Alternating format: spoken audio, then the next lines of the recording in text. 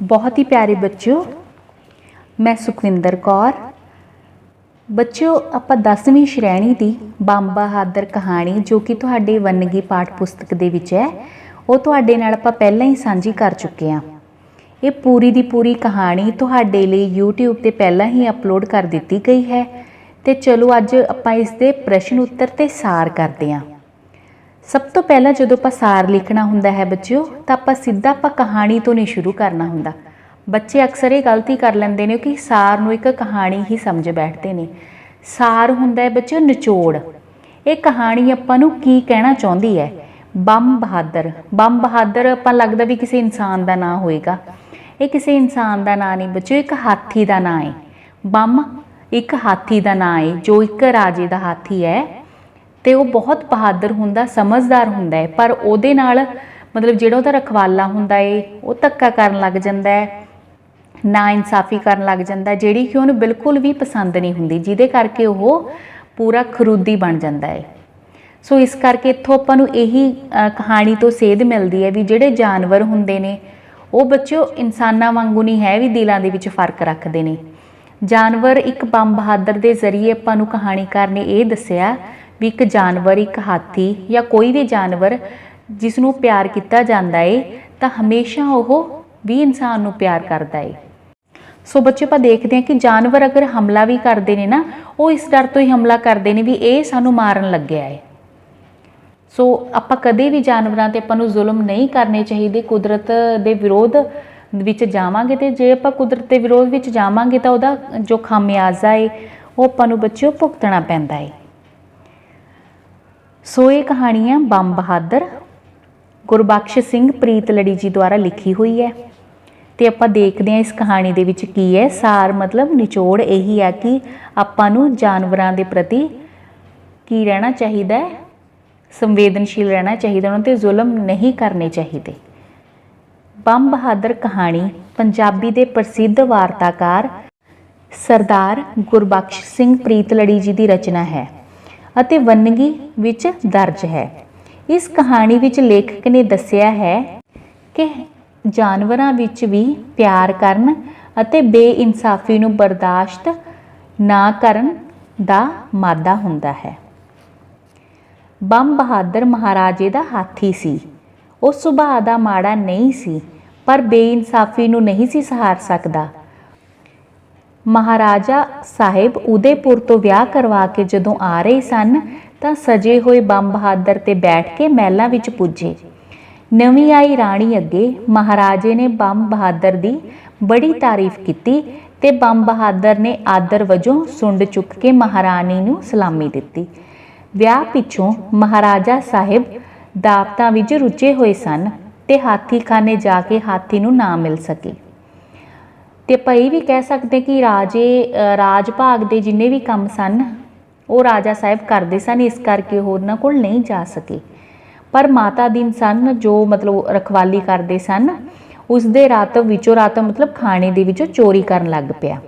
ਖੁਰਾਕ ਨਾ ਮਿਲਣ ਕਰਕੇ ਬੰਬ ਬਹਾਦਰ ਪਹਿਲਾਂ ਨਾਲੋਂ ਕਮਜ਼ੋਰ ਹੋ ਗਿਆ ਸੀ।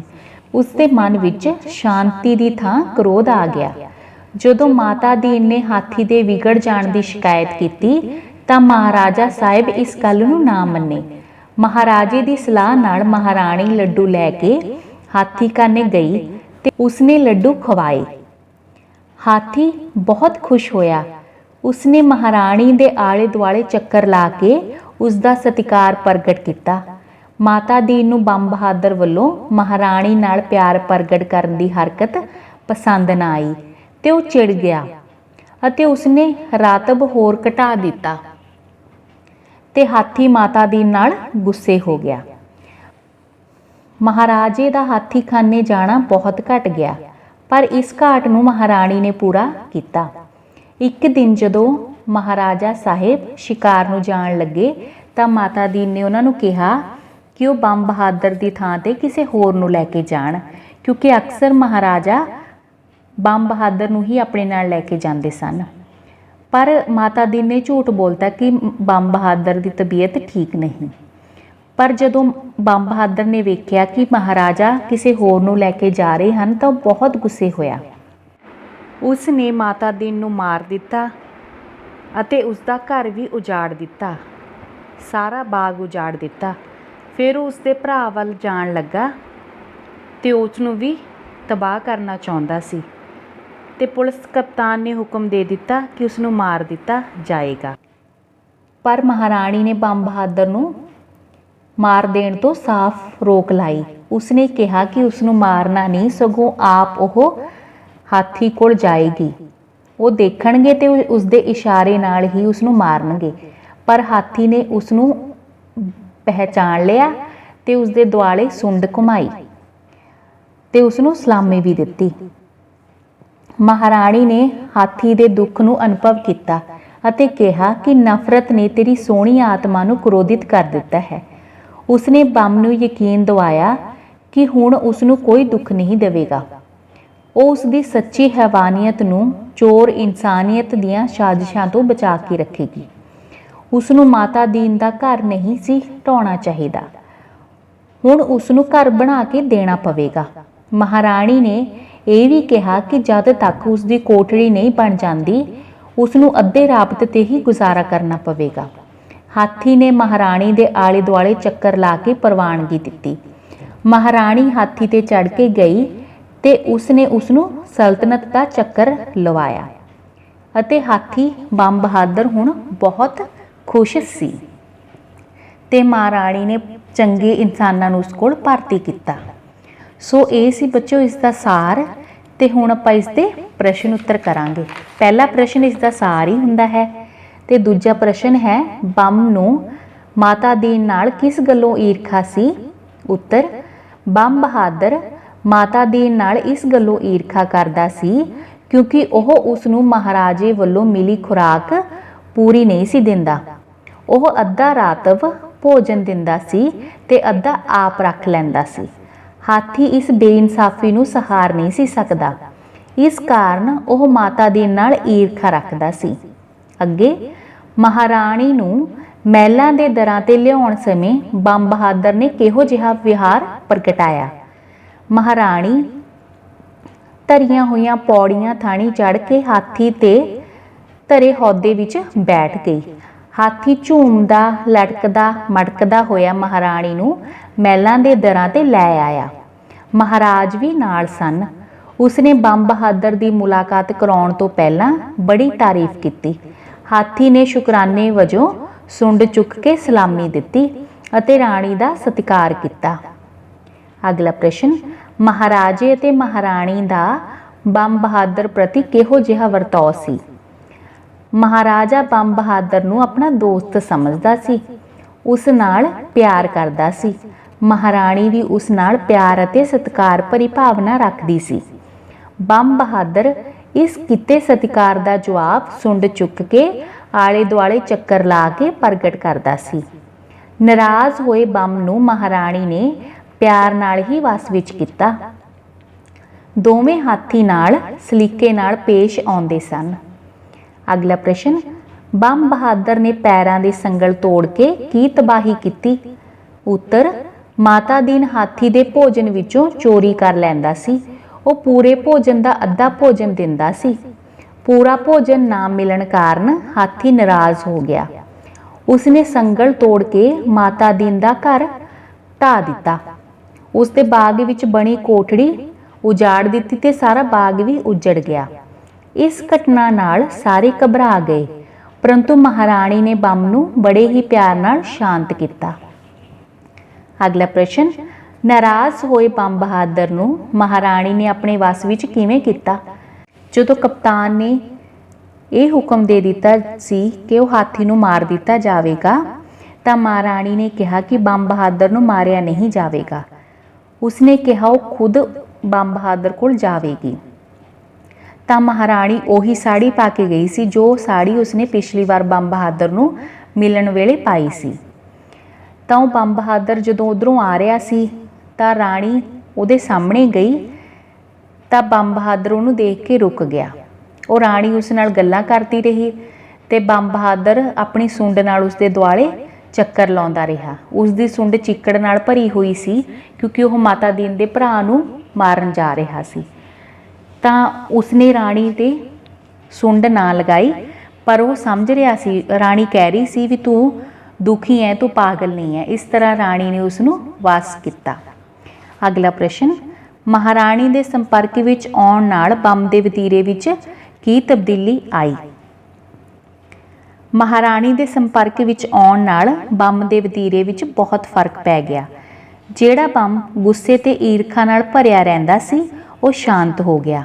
अगला प्रश्न, तेरी सुच्ची हैवानियत नूं चोर इंसानियत दियां साजिशां तो मैं बचा के रखांगी। महाराणी दे इन्हां शब्दां तो की भाव है? जद महाराणी हाथी नूं मिली तां उसने सज्जा पैर धरती ते मारिया। उसदे पैर ते लहू दे छिट्टे सन। महाराणी ने हाथी नूं हौसला दिंदे होए कहा कि हुण उसनूं कोई दुखी नहीं करेगा, चोर ते निंदक तेथों दूर रहणगे। उसने बड़े विश्वास नाल कहा कि उसकी सुच्ची हैवानियत नूं चोर इंसानियत दियां साजिशां तो बचा के रखेगी। उसके मन नूं कोई ठेस नहीं पहुँचाई जाएगी। कोई आदमी माता दीन वांग चोरी करके अपनी माड़ी इंसानियत नूं पेश नहीं करेगा। सब तेरे सच्चे ते सुच्चे विचारां दी कदर करनगे अते तैनूं प्यार करनगे। अगला प्रश्न, महाराणी के संपर्क विच आउण नाल बंब के वतीरे विच की तब्दीली आई? उत्तर, महाराणी के संपर्क विच आउण नाल बंब के वतीरे विच बहुत फर्क पिया। जिहड़ा बंब गुस्से ते ईरखा नाल भरिया रहिंदा सी वो शांत हो गया। महाराणी दे प्यार करन ते उसने ये सलाह मन लई कि माता दीन दा जो नुकसान होया है वो पूरा करेगा। वो अद्धा भोजन लवेगा ते बाकी दे भोजन नाल होए नुकसान नूं पूरा कर लिया जावे। इस कथन तो पता लगता है कि महाराणी के संपर्क विच आउण नाल बंब के वतीरे विच बड़ी भारी तब्दीली आई। सो बच्चों, ये वड्डे प्रश्न सन ते हुण छोटे प्रश्न आपां करांगे। बंब बहादुर की कहानी का लेखक कौन है? सरदार गुरबख्श सिंह। बंब बहादुर कहानी किस पुस्तक विच दर्ज है? वन्नगी 10वीं की पुस्तक दे विच। माता दीन कौन सी? महंत जो हाथियों की देख रेख करता सी। माता दीन ने महाराजे कोल की शिकायत की? हाथी दे अमोड़ पुणे की, मतलब गुस्से की। बंब बहादुर का हाथीखाने विच उद्यम मचाई रखण का की कारण सी? रात विचों चोरी होण कारण। महाराजे का विआह कित्थे होया सी? उदयपुर। महाराणी किस तरह हाथी ते सवार होए सन? महाराजा ते महाराणी दोवें पासे धरियां पौड़ियां राहीं उस उपर बैठे सन ते बंब भी झूमदा आ रहा सी। बंब बहादुर ने महाराणी नूं किवें सलामी दित्ती? सुंड चुक के। महाराजा बंब बहादुर नूं की समझदा सी? दोस्त। महाराजा साहब हाथीखाने फेरा क्यों नहीं सी मार सकिया? दावतां ते राज दे रुझेवें कारण। की माता दीन हाथी नूं पूरा रातब मतलब भोजन दिंदा सी? नहीं। माता दीन ने शाही मर्यादा ना निभा रहे हाथी नूं कित्थे भेजण दी सलाह दित्ती? चिड़ियाघर। महाराणी हाथीखाने किन्ने लड्डू लैके गई सी? 10 सेर। हाथी वल्लों महाराणी दे पैरां दुआले सुंड दी उंगली नाल चक्कर खिੱਚਣ तो की भाव सी? सत्कार करना।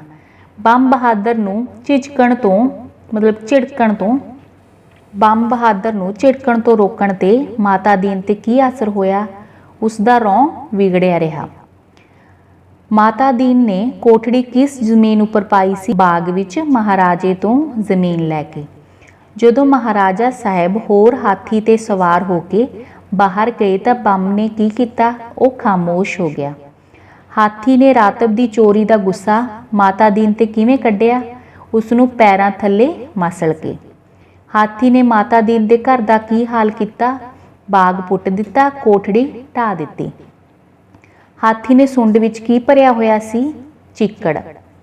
महाराणी वल्लों प्यार करन ते हाथी ने कमर तो चुक के महाराणी नूं कित्थे धर लिया सी? अपने सिर उत्ते। सो बच्चों, ये कहानी सी बंब बहादुर दी, हाथी दी, जिस दे विच भी भावनावां सन। हर किसी जानवर दे विच भावनावां हुंदियां हन, आपां नूं समझना चाहिदा है। धन्नवाद बच्चों।